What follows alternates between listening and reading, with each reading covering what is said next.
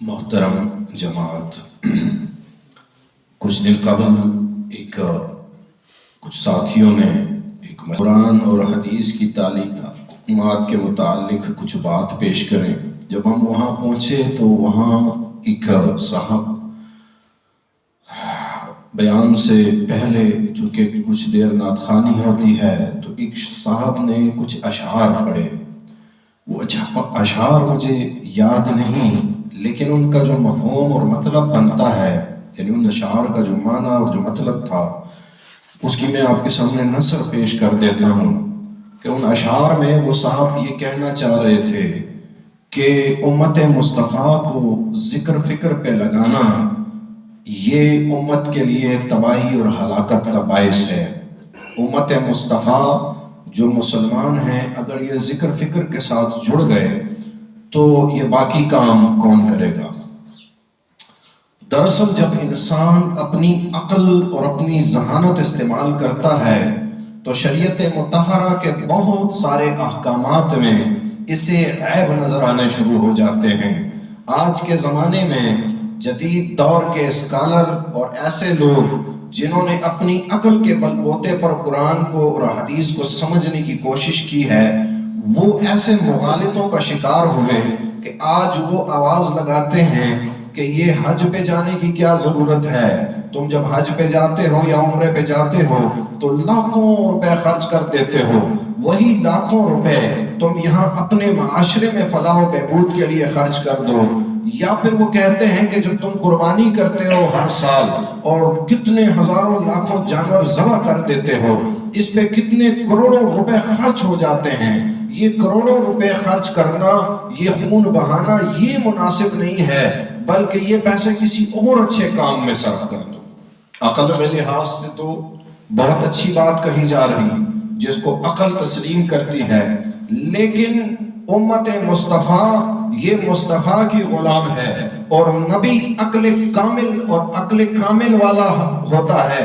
अक्ल कामिल वाला जब किसी हुक्म को बयान करता है तो उस हुक्म के पीछे छुपी हुई चीज को समझने के लिए भी कोई ऐसा चाहिए जो अक्ल कामिल के किसी दर्जे पर फायज हो, और वो बाद में उलमा, सुलहा, औलिया, कुरान और हदीस को समझने वाले लोग होते हैं, जिन्होंने अपनी जिंदगी तकवा और परहेजगारी और जिक्र के साथ गुजारी होती है। ये जिक्र इतनी बड़ी इबादत और अतात है कि अल्लाह रब्बुल इज्जत कुरान करीम में इरशाद फरमाते हैं, वज़्ज़ाकिरीन अल्लाह कसीरन वज़्ज़ाकिरात अअद्दल्लाहु लहुम मग़फ़िरतन व अजरन अज़ीमा।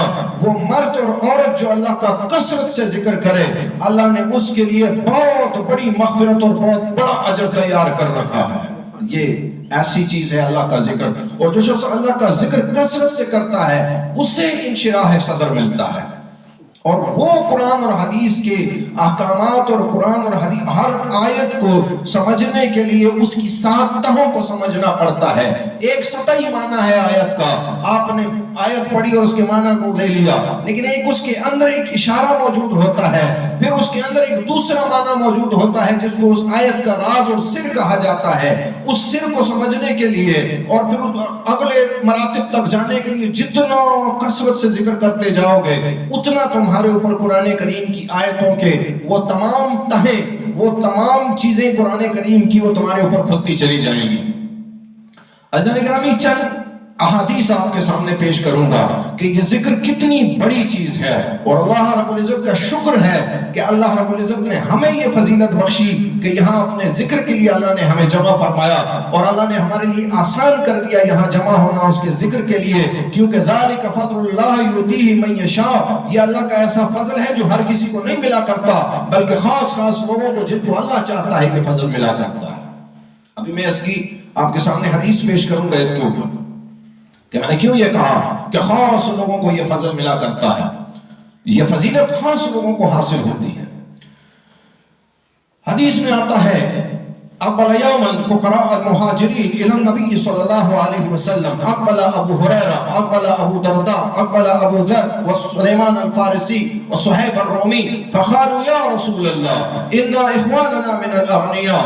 ہمارے مالدار بھائی ابو ہریرہ آئے، ابو ذر آئے، ابو درداء آئے، صہیب رومی آئے، سلیمان فارسی آئے کہ لے اے اللہ کے رسول، یا رسول اللہ ان اخواننا من الاغنیاء یصلون کما نصلی ویصومون کما نصوم. ہمارے بھائی مالدار جو صدقات کرتے ہیں، خیراتیں کرتے ہیں، وہ جیسے ہم روزے رکھتے ہیں ویسے وہ بھی روزے رکھتے ہیں، جیسے ہم نمازیں پڑھتے ہیں ویسے ہم بھی نمازیں پڑھتے ہیں. ولكن عندهم فضول اموال فيتصدقون ولا نتصدق.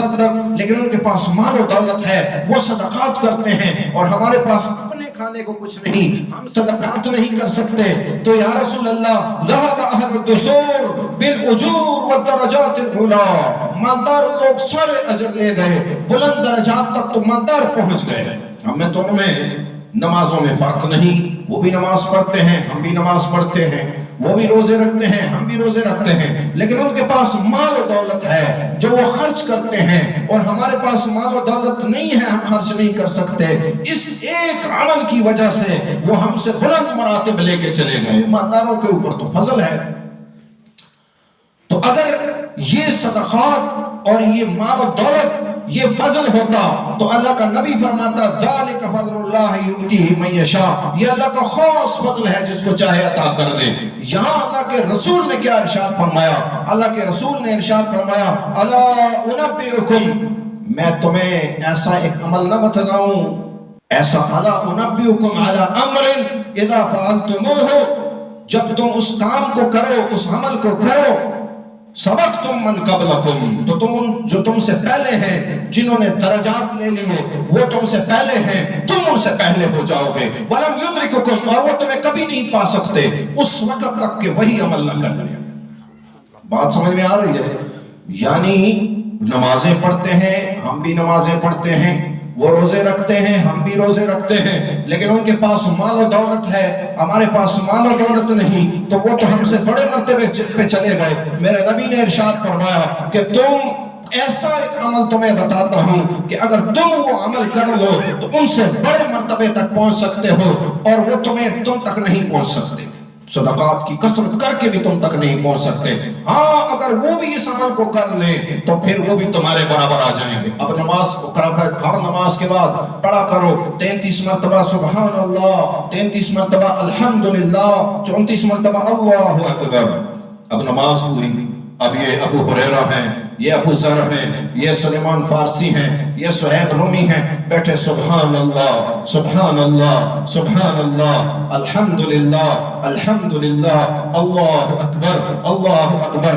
ابو مالدار صحابہ حضرت عبد الرحمن ابن عوف، حضرت عثمان ابن عفان اور طلحۃ الخیر، ایک دوسرے کو یہ مالدار صحابہ ایک دوسرے کو یوں نظروں میں دیکھا، یہ کوئی نئی چیز ہے، یہ کیا کر رہے ہیں؟ یہ قریب آئے، عمل خبر، بھائی کیا ہوا، یہ کیا کر رہے ہو؟ کہا ہم حضور کے پاس گئے تھے، ہم نے حضور سے یہ عرض کی تھی، حضور نے ہمیں بتایا کہ تم جب یہ عمل کر لو گے، اللہ کا یہ ذکر کرو گے تو تم اتنے بلند مرتبے تک پہنچ سکتے ہو کہ تمہارے جو درجات ہیں ان سے بھی بلند. اب وہ بھی صحابہ تھے، وہ بھی بیٹھے سبحان اللہ الحمدللہ اللہ اکبر. اب یہ صحابہ واپس دوڑے آئے نبی صلی اللہ علیہ وسلم، کہا یا رسول اللہ انہوں نے بھی وہ عمل شروع کر دیا. یہاں کان النبی صلی اللہ علیہ وسلم یعلم ان ذکر اللہ تعالی هی التي ترفع العبد درجات. اللہ کے نبی کو پتا تھا کہ اللہ کا ذکر درجات کو بلند کرتا ہے، اور اللہ کے نبی کو پتا تھا کہ یہ وہ خاص فضل ہے جو اللہ کسی اپنے منچاہے بندے کو عطا فرماتا ہے. تو اللہ کے نبی نے فرمایا ذالک فضل اللہ یؤتیہ من یشاء، یہ وہ فضل ہے کہ جس کو اللہ چاہتا ہے اسی کو عطا کرتا ہے.